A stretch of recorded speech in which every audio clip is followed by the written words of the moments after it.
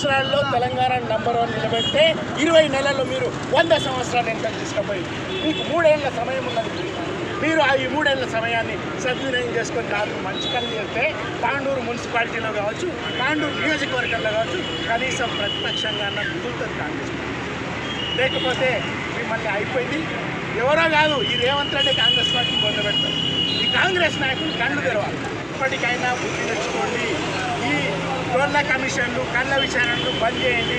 కేసీఆర్ మీద, హరీష్ రావు మీద, కేటీఆర్ మీద, బీఆర్ఎస్ నాయకులు ఎవరి మీద అయినా, తాండూరులో రోహిత్ రెడ్డి మీద కావచ్చు, మా తాండూరు మున్సిపల్ నాయకులు, మండల నాయకులు ఎవరి మీద అయినా మీరు ఒక ఆరోపణ చేస్తే ఆకాశం మీద ఉమ్మేసినట్టు మీ మీద పడుతుంది. కానీ ఏమి కాదు. ఎందుకంటే తెలంగాణలో సిబిఐ అంటే చంద్రబాబు ఇన్వెస్టిగేషన్ నడుస్తూ ఉన్నది. ఈరోజు చంద్రబాబు నాయుడు ఢిల్లీలో చక్రం తిప్పుతూ ఉన్నాడు. ఆ చక్రానికి ఒక పుల్లలాగా తెలంగాణ రాష్ట్ర ముఖ్యమంత్రి ఉన్నాడు. జైలుకి వెళ్ళి వచ్చేటోడు జైలు భాషనే మాట్లాడతాడు. ఆయన పుట్టుకనే బ్లాక్మెయిల్లు, దందాలు, జైలు జీవితం. కాబట్టి అందరు కూడా రేవంత్ రెడ్డికి దొంగలాగానే కనిపిస్తారు. పచ్చ కామెరలోనికి లోకమంతా పచ్చగా కనిపించినట్టుగా రేవంత్ రెడ్డి ఈరోజు చేస్తూ ఉన్నారు.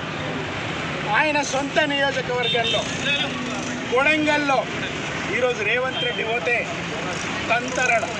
ఈరోజు రైతులు తాండూరుతో సహా తెలంగాణ వ్యాప్తంగా యూరియా లేదని రోడ్లు ఎక్కుతున్నారు. రేవంత్ రెడ్డి గారు యూరియా ఎందుకు దొరుకుతలేదో ఎంక్వైరీలు వేయండి.